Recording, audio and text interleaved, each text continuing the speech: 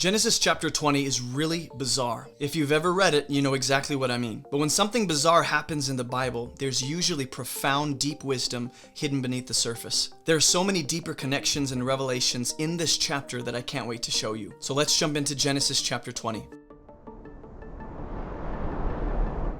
If you've been tracking with this Bible study we've been going through in Genesis, the last chapter, God destroys Sodom and Gomorrah. Now you're about to see Abraham do something not so great with a pagan king, and there's going to be consequences all across the board, and yet God uses Abraham to be a part of this. It's so weird. So look at verse 1. From there, the story continues with Abraham now. Abraham journeyed toward the territory of the Negeb and lived between Kadesh and Shur, and he sojourned in Gerar. Okay, there's a footnote here. Want to know what this footnote means? Verse 2, never mind. And Abraham said of Sarah his wife, "She is my sister." That is a weird transition. He journeys in Gerar and just starts telling everyone, she's my sister. And Abimelech, king of Gerar, sent and took Sarah. We've already seen Abraham do this once before with the king of Egypt. Pharaoh took Sarah after Abraham said, she's my sister. And she's like, and God brought plagues upon Egypt due to Pharaoh taking a wife that wasn't his. You're going to see something similar happen here now. And once again, we see the biblical pattern of taking. The king of Gerar took Sarah. And this taking is in response to a deceptive voice. So far, we've seen the serpent deceive Eve, right? And Eve took the fruit. So far, we've seen in Genesis 16, Sarah said to Abraham, hey, we should use Hagar to produce offspring. And then he takes, or she takes Hagar and gives to Abram.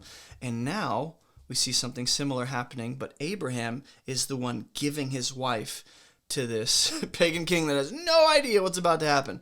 But God came to Abimelech in a dream by night and said, "Behold, you are a dead man. Because of the woman whom you've taken, she is another man's wife." Whoa.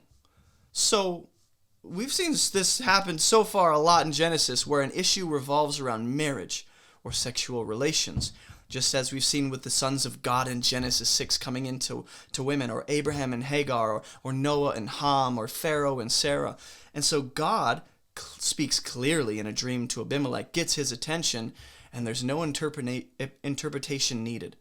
A lot of the times in Scripture, you'll see you speak to someone in a dream, and then someone else needs to come and interpret it. And God has purpose within that. But here it's explicitly clear, no interpretation needed. And we see this, Job speaks of this, God speaks in a dream to warn. In verse 4, now Abimelech had not approached her sexually, so he said, "Lord, will you kill an innocent people?" And I wonder, why does Abimelech bring his people into the equation and conversation? Why does Abimelech think all of his people are in danger? God just said, "You are a dead man personally." And this is along the same lines of what Abraham asked 2 chapters ago, right?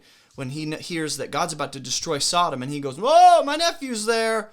Are you going to indeed sweep away the righteous with the wicked, Lord?" And also, how does Abimelech know this authoritative voice? Is he familiar with God, or does he just recognize the authority of this being meeting him in a dream?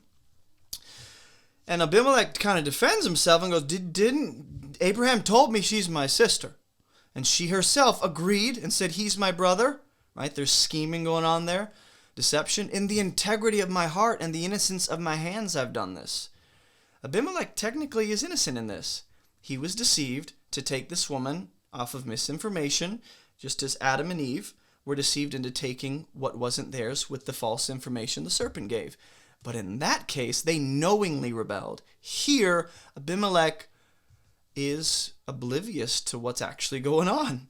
And then God said to him in the dream, I know that.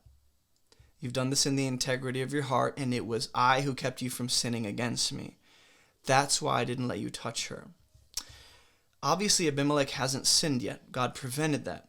But it's interesting that these Gentiles, these pagans rather, they understand, he seems to understand and even care about this idea of offending or sinning against God.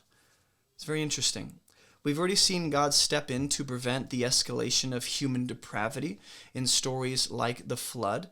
with Noah. God steps in because he sees where it's going and it's just going to get worse. So he kind of brings a halt to that sin and human depravity getting worse by bringing the flood. He does that with the Tower of Babel, with Sodom and Gomorrah. We've already seen this idea. But here we see a nation of pagans, or at least a king, that acts differently towards God and his warning. And I think this nation and this king is juxtaposed, contrasted with the previous city and nation in the last chapter, where Sodom and Gomorrah don't heed God's warning, don't receive.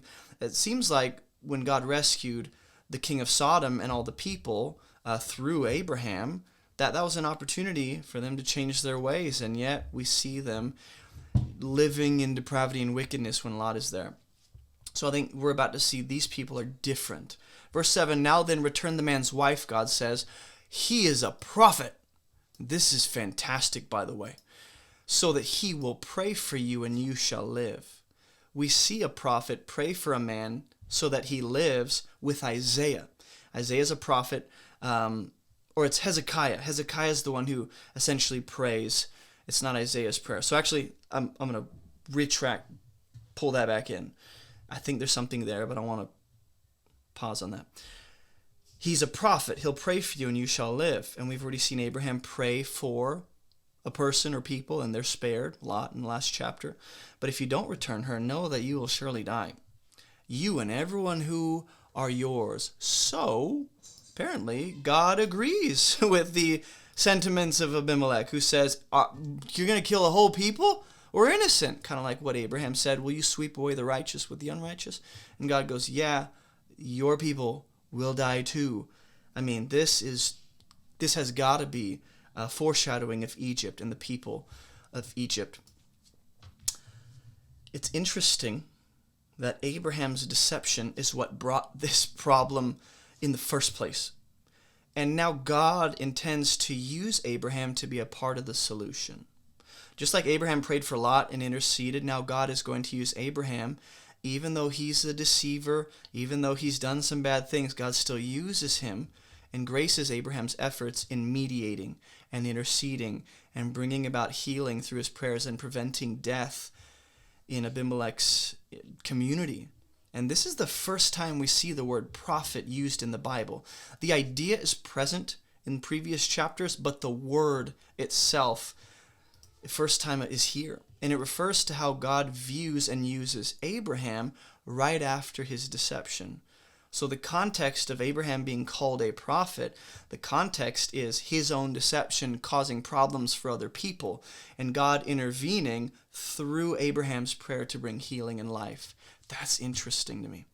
So Abimelech rose early in the morning and called all his servants and told them all these things, and the men were very much afraid. You see, like, these people understand this is a big problem. So Abimelech brings this to the servants, though, which is interesting. He knows they'd understand, apparently, and I wonder why he calls his servants to tell them this news. Then Abimelech called Abraham and said, what have you done to us? Like, how have I sinned against you that you've brought on me and my kingdom a great sin? You've done to me things that should not be done. And what's interesting, this what have you done to us, right? This is the kind of question God asked Eve when he said, what have you done? Or in Genesis 4, after Cain kills Abel, God finds Cain and goes, what have you done? But here, the revealing question and kind of accusation within this comes from a pagan king who is more righteous or upright in his judgments here than Abraham is in this moment. And Abraham is supposed to bring blessing to the nations. What did God tell Abraham? You'll be a blessing to the nations. And yet, Abraham is bringing upon a nation great sin, a kind of curse through his deception. This chosen partner of God is being confronted and corrected by a pagan king whom Abraham is about to say, I thought there was no fear of God in this place. Yeah, you assume wrong, buddy. But this is similar to what Moab will later do to Israel. Moab will use women and sexual immorality to entice Israel into idolatry, which brings Israel out from under God's blessing and protection and under the curse of judgment and death and Abimelech's going, look, Abraham, what the heck? Like, you almost brought us into a kind of great sin. And Abimelech said, Abraham, what did you see that you did this thing? And Abraham confesses, I did it because I thought there's no fear of God in this. You acted on a maybe? Without establishing that as factual and like proving that thought, you just acted on it? Abraham's obviously wrong. Hey, if you don't know me, my name is Jason, and I have some free gifts for you on our website at abovereproachministry.com. Maybe you want to learn how to study the Bible. We have free Bible classes just for you. Are you maybe a newer believer? Go ahead and check out our Christianity 101 Foundations course. Maybe you hate videos. Well, we have a podcast, so you can listen to all of our messages on whatever podcast platform you prefer. Maybe you want to join or start a discussion group. Check out our map of all the current armed discussion groups all around the world. And do you maybe live near Greenville, South Carolina? If you do, you should check out our church on Friday nights. Visit movementchurchsc.com for more information. And if you'd like to partner with us financially, you can snag a copy of my book, Fruitful, or head over to the donate page and donate through debit or credit card, PayPal, Cash App, Venmo, Patreon, or even mail a check to P.O. Box 509, Inman, South Carolina. And if you want to make a ministry connection, feel free to reach out to me on our website. All right, I know that was a lot, but I'm done. So let's get back to the video. And obviously there's concern for God to a degree here among the people. And just like a few chapters ago, we saw Sarah wrongly thought, hey, Abraham, come here. I think God's going to give us a son through Hagar, my Egyptian servant. How about I give her to you, you sleep with her, and that'll produce our offspring. Sarah thought wrong, and now Abraham is also assuming wrong. And Abraham continues defending himself. Well, she is my sister. Well, it's not really helpful. The daughter of my father, even though not the daughter of my mother, and she became my wife. And when God caused me to wander from my father's house, I said to her, this is the kindness you have to do to me, okay? Every place. So this is something Abraham decided when he left at the original moment God called him. He decided, I'm going to go into some places where they ain't going to fear God. So Sarah, here's our plan, right? Here's the play we're running every time. Everywhere we go, I need you to say, he's my brother. So this is like he's conspired a long time ago, years ago. Then Abimelech took sheep, oxen, male servants, female servants, gave them to Abraham, and returned Sarah his wife to him. This is very interesting, how Abimelech responds to Abraham's deception. Abimelech takes, a few verses ago, took Sarah because Abraham gave, and now Abimelech's taking all this stuff in order to give it to Abraham. Instead of a woman, it's resources. It's, what you typically give in that culture. The last time we saw something like this was when Abraham gave 1/10 of the spoils of war to this mysterious priest king Melchizedek, who came out of Jerusalem. But now it's flipped. We have this king giving Abraham stuff. And so the question that is kind of looming is why does Abraham acquire all of this material kind of blessing after lying? Like, this pagan king seems more upright than Abraham in this story. And why does Abimelech even do this? We don't see God command him to do this to Abraham. Abimelech seems to be going above and beyond what God even told him to do. And that's interesting to me, because Abraham, he's just the opposite role in this story that you'd expect a covenant partner of God to play. And Abimelech said, look, my land is before you, dwell wherever it pleases you. This is what Abraham did for Lot a few chapters ago. He said, Lot, look at all the land, choose where you want to dwell, take the best. And now this king is doing this for Abraham. But again, this comes right after Abraham's mistake and assumption and deception. So is Abimelech treating Abraham so kindly because he knows he's a prophet? Because God will also warn Laban. If you remember, Laban is Jacob's uncle. He'll warn Laban in a dream, hey, as he's chasing after Jacob, don't you dare mess with Jacob. And something similar is happening here with Abraham, Jacob's grandpa. Verse 16, to Sarah, Abimelech says, behold, I've given your brother 1,000 pieces of silver. Which, I don't know how much that is. It is a sign of your innocence. I'm going to highlight this. It is a sign of your innocence in the eyes of all who are with you. And before everyone, you are vindicated. When did everyone else come into the equation? When did everyone else's evaluation of Sarah come into the equation? Why do we care what others think about and how others perceive Sarah? And how do these gifts connect to Sarah's innocence in the eyes of the people? Why does Abimelech give these gifts to Abraham and go, hey, that's what proves her innocence? These are questions I have. Why is it important for her innocence to be proven in this matter, and money is the method of doing this? Sarah seems to be vindicated in some way, which seems to come out of nowhere, right? Her vindication. Is it because Abraham put her up to this and she never really wanted a part of this? Sarah's not an innocent, just a completely innocent, upright, perfect, blameless individual. We've seen her do some not so great things. But then Abraham prayed, and God healed Abimelech, and also healed his wife and female slaves so that they bore children. So the king already had a wife and still took Sarah. Of course in innocence, but still kind of odd. And why are wombs? Because the Lord had closed all the wombs of the house of Abimelech because of Sarah, Abraham's wife.